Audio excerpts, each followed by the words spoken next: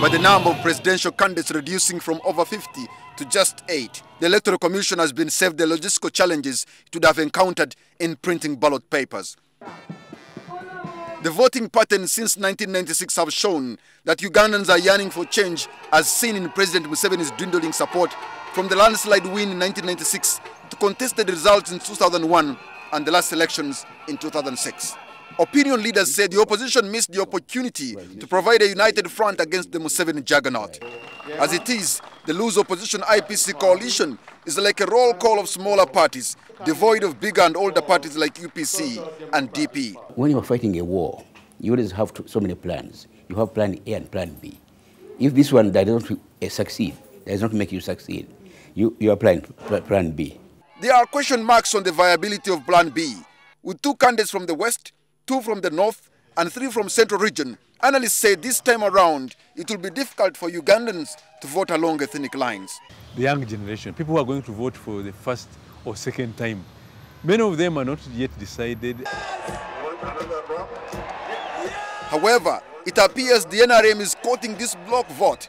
It's no wonder that the incumbent can find time to even rap in Runyankore and identifying with hip-hop music fans whose numbers are slowly on the rise. So the young people could vote for a candidate, and as they say, who is hip. You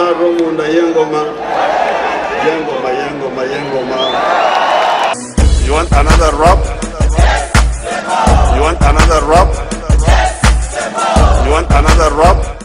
But since he announced his presidential ambitions, DP leader Norbert Mao has always counted on the young voters, coining the phrase UB40s, or Ugandans below 40.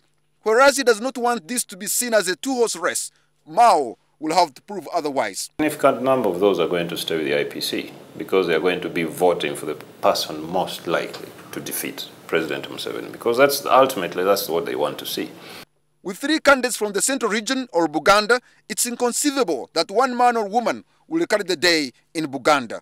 They are all going to be running against the NRM. Now they are going to divide the Buganda vote. You might actually end up with a situation where Museveni beats the opposition in Buganda. However, Mzee Kagwa Kavuma, a veteran politician leaning to the Federal Alliance, thinks Buganda is a force to reckon with in this election. For us, we are focusing on federalism. And that's what people in Uganda want. When asked to explain where he draws confidence that a new entrant and the only female candidate will emerge victorious, Kagwa talks with the precision of an army general. There are things you don't reveal to the public, especially like that, when we're planning a war.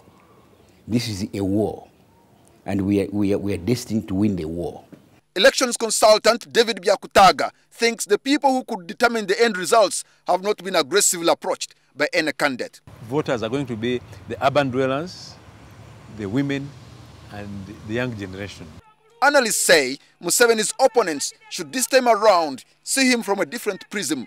The propensity he's going to have for using the security agencies, for using the army, for using the police, for using state structures is going to be much higher.